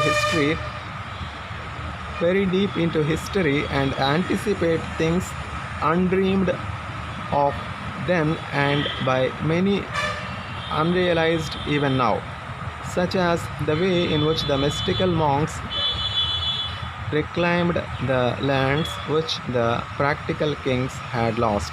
If it was a truth at all, it was because it was a prophecy. But certainly it was not a truth in the sense of a truism. The blessing upon the meek would seem to be a very violent statement, in the sense of doing violence to reason and probability. And with this we come to another important stage in the speculation. As a prophecy, it really was fulfilled. As a prophecy, it really was fulfilled, but it was only fulfilled long afterwards. The monasteries were the most practical and prosperous estates and experiments in reconstruction after the barbaric deluge. The meek did really inherit the earth, but nobody could have known anything of the sort at the time, unless indeed there was one who knew. Something of the same thing may be said about the incident of Martha and Mary, which has been interpreted in retrospect and from the inside by the mystics of the Christian contemplative life. But it was not at all an obvious view of it, and most moralists, ancient and modern, could be trusted to make a rush for the obvious. What torrents of effortless eloquence would have flowed from them to swell any slight superiority on the part of Martha. What splendid sermons about the joy of service and the gospel of work and the world left better than we found it. And generally, all the 10,000 platitudes that can be uttered in favor of taking trouble by people who need take no trouble to utter them. If in Mary, the mystic and the child of love, Christ was guarding the seed of something more subtle, who was likely to understand it at the time. Nobody else could have seen Claire and Catherine and Teresa shining above the little roof at Bethany. It is so in another way with that magnificent menace about bringing into the world a sword to sunder and divide. Nobody could have guessed then either how it could be fulfilled or how it could be justified. Indeed, some freethinkers are still too simple as to fall into the trap and be shocked at a phrase so deliberately defined. Indeed, some free thinkers are still so simple as to fall into the trap and be shocked at a phrase so deliberately defiant. They actually complain of the paradox for not being a platitude. But the point here is that if we could read the gospel reports as things as new as newspaper reports, they would puzzle us and perhaps terrify us much more than the same things as developed by historical Christianity. For instance, Christ, after a clear allusion to the eunuchs of eastern courts, said there would be eunuchs of the kingdom of heaven. If this does not mean the voluntary enthusiasm of virginity, if this does not mean the voluntary enthusiasm of virginity, it could only be made to mean something much more unnatural or uncouth. It is the historical religion that humanizes it for us by experience of Franciscans or of Sisters of Mercy. The mayor's statement standing by itself might very well suggest a rather dehumanized atmosphere. The sinister and inhuman silence of the Asiatic harem and divan. This is but one instance out of scores, but the moral is that the Christ of the gospel might actually seem more strange and terrible than the Christ of the church. I am dwelling on the dark or dazzling or defiant or mysterious side of the gospel words, not because they had not obviously a more obvious and popular side, but because this is the answer to a common criticism on a vital point. The free thinker frequently says that Jesus of Nazareth was a man of his time, even if he was in advance of his time, and that we cannot accept his ethics as final for humanity. The free thinker then goes on to criticize his ethics, saying, plausibly enough, that men cannot turn the other cheek, or that they must take thought for the marrow, or that the self-denial is too ascetic, or the monogamy too severe. But the zealots and the legionaries did not turn the other cheek any more than we do, if so much.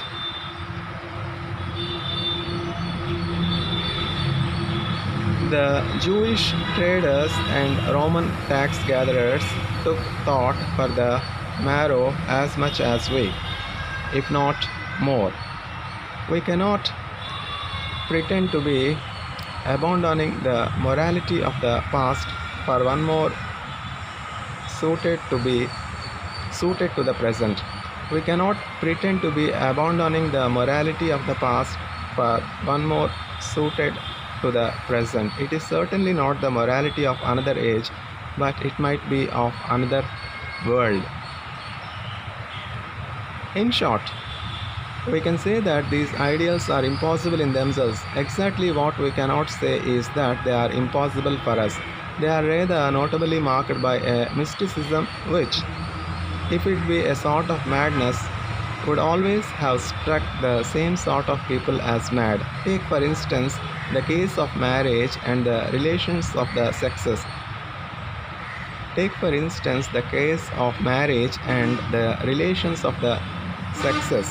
It might very well have been true that a Galilean teacher thought things natural to a Galilean environment. It might be very well have been true that a Galilean teacher thought things natural to a Galilean environment, but it is not. It might rationally be expected that a man in the time of Tiberius would have advanced a view conditioned by the time of Tiberius, but he did not. What he advanced was something quite different, something very difficult, but something no more difficult now than it was then. When, for instance, Muhammad made his polygamous compromise, we may reasonably say that it was conditioned by a polygamous society. When he allowed a man 4 wives, he was really doing something suited to the circumstances which might have been less suited to other circumstances. Nobody will pretend that the 4 wives were like the 4 winds, something seemingly a part of the order of nature. Nobody will say that the figure 4 was written forever in stars upon the sky. But neither will anyone say that the figure 4 is an inconceivable ideal, that it is beyond the power of the mind of man to count up to 4 or to count the number of his wives and see whether it amounts to 4. It is a practical compromise carrying with it the character of a particular society. If Muhammad had been born in action in the 19th century, we may well doubt whether he would instantly have filled that suburb with harems of 4 wives apiece. As he was born in Arabia in the 6th century, he did in his conjugal arrangements suggest the conditions of Arabia in the 6th century, but Christ, in his view of marriage, does not in the least suggest the conditions of Palestine of the 1st century. He does not suggest anything at all except the sacramental view of marriage as developed long afterwards by the Catholic Church. It was quite as difficult for people then as for people now. It was much more puzzling to people then than to people now. Jews and Romans and Greeks did not believe and did not even understand enough to disbelieve the mystical idea that the man and the woman had become one sacramental substance. We may think it an incredible and impossible ideal, but we cannot think it any more incredible or impossible than they would have thought it. In other words, whatever else is true, it is not true that the controversy has been altered by time. Whatever else is true, it is emphatically not true that the ideas of Jesus of Nazareth were suitable to his time but are no longer suitable to our time. Exactly how suitable they were to his time is perhaps suggested in the end of his story. The same truth might be stated in another way by saying that if the story be regarded as merely human and historical, it is extraordinary how very little there is in the recorded words of Christ that ties him at all to his own time. I do not mean the details of a period which even a man of the period knows to be passing. I mean the fundamentals which even the wisest man often vaguely assumes to be eternal. For instance, Aristotle was perhaps the wisest and most wide-minded man who ever lived. He founded himself entirely upon fundamentals which have been generally found to remain rational and solid through all social and historical changes. Still, he lived in a world in which it was thought as natural to have slaves as to have children, and therefore he did permit himself a serious recognition of a difference between slaves and freemen. Christ, as much as Aristotle, lived in a world that took slavery for granted. Christ, as much as Aristotle, lived in a world that took slavery for granted. He did not particularly denounce slavery. He started a movement that could exist in a world with slavery, but he started a movement that could exist in a world without slavery. He never used a phrase that made his philosophy depend even upon the very existence of the social order in which he lived. He spoke as one conscious that everything was ephemeral, including the things that Aristotle thought eternal. By that time, the Roman Empire had come to be merely the orbis terrarum, another name for the world. But he never made his morality dependent on the existence of the Roman Empire or even on the existence of the world. Heaven and earth shall pass away, but my words shall not pass away. The truth is that when critics have spoken of the local limitations of the Galilean, it has always been a case of the local limitations of the critics. The truth is that when critics have spoken of the local limitations of the Galilean, it has always been a case of the local limitations of the critics. He did undoubtedly believe in certain things that one particular modern sect of materialists do not believe. He did undoubtedly believe in certain things that one particular modern sect of materialists do not believe. But they were not things particularly peculiar to his time. It would be nearer the truth to say that the denial of them is quite peculiar to our time. Doubtless, it would be nearer still to the truth to say merely that a certain Solomon social importance in the minority disbelieving them is peculiar to our time. He believed, for instance, in evil spirits or in the psychic healing of bodily ills. He believed, for instance, in evil spirits or in the psychic healing of bodily ills. He believed, for instance, in evil spirits or in the psychic healing of bodily ills, but not because he was a Galilean born under Augustus. It is absurd to say that a man believed things because he was a Galilean under Augustus, when he might have believed the same things if he had been an Egyptian under Tutankhamun or an Indian under Genghis Khan.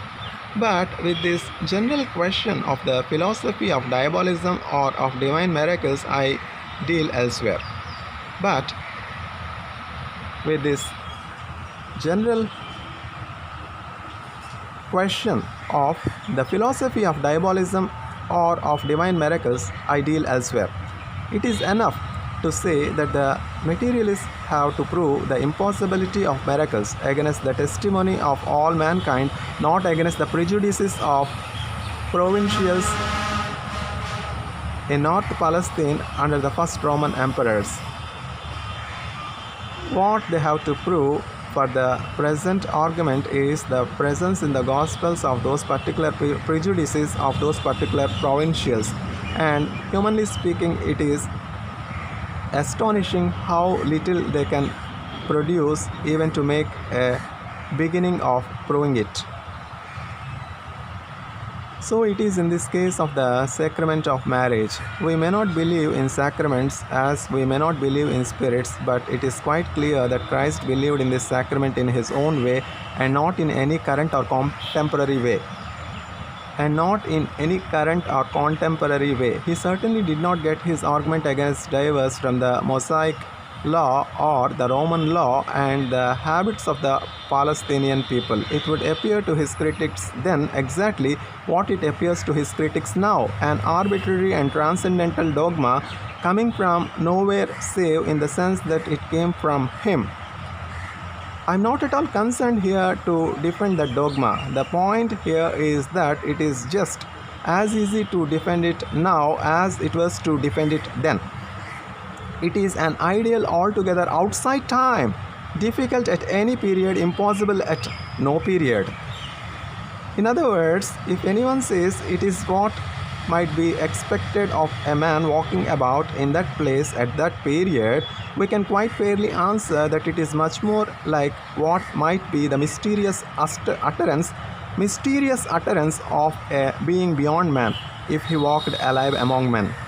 I maintain, therefore, that a man reading the New Testament frankly and freshly would not get the impression of what is now often meant by a human Christ.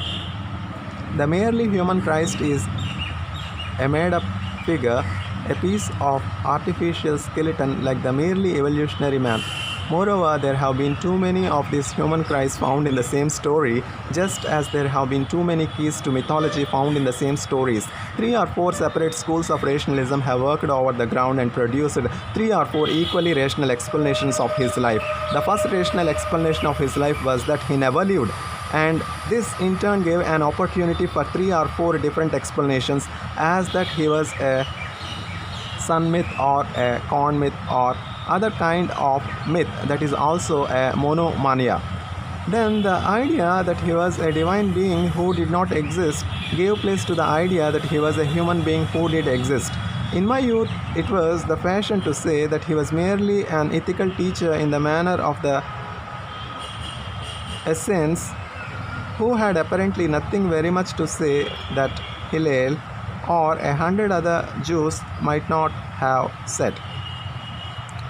as that it is a kindly thing to be kind and an assistance to purification to be pure. Then somebody said he was a madman with a messianic delusion. Then others said he was indeed an original teacher because he cared about nothing but socialism, or, as others said, about nothing but pacifism. Then a more grimly scientific character appeared who said that Jesus would never have been heard of at all except for his prophecies of the end of the world. He was important merely as a millenarian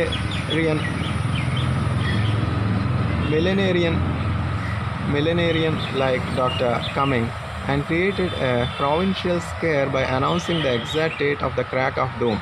Among other variants on the same theme was the story that he was a spiritual healer and nothing else, a view implied by Christian Science, which has really to expound a Christianity without the crucifixion in order to explain the curing of Peter's wife's mother or the daughter of a centurion. There is another theory that concentrates entirely on the business of diabolism and what it would call the contemporary superstition about demoniacs, as if Christ, like a young deacon taking his first orders, had got as far as exorcism and never got any further. Now each of these explanations in itself seems to me singularly inadequate, but taken together they do suggest something of the very mystery which they miss. There must surely have been something not only mysterious but many-sided about Christ if so many smaller Christs can be carved out of him.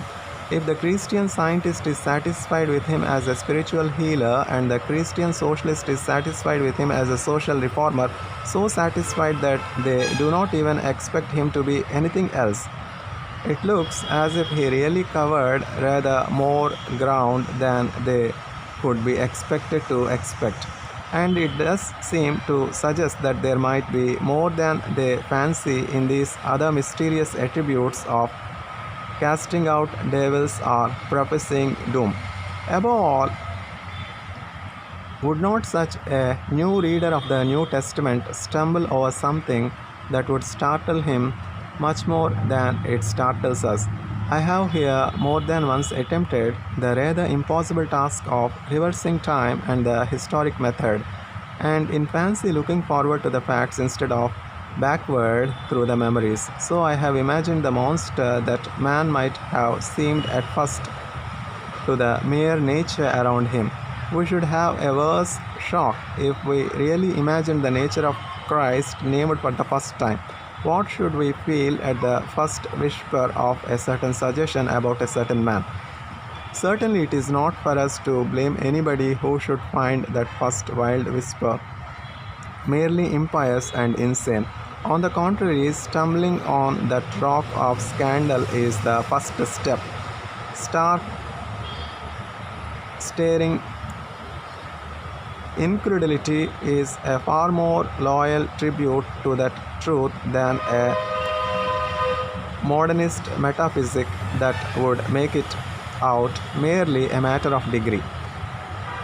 It were better to rend our robes with a great cry against blasphemy like Caiaphas in the judgment, or to lay hold of the man as a maniac possessed of devils like the kinsman and the crowd, rather than to stand stupidly debating fine shades of pantheism in the presence of so catastrophic a claim.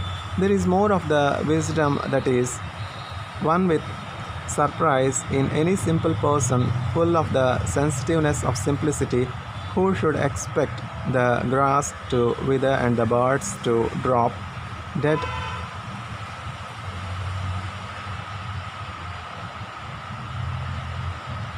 out of the air, when a strolling carpenter's apprentice said calmly and almost carelessly, like one looking over his shoulder, Before Abraham was, I am.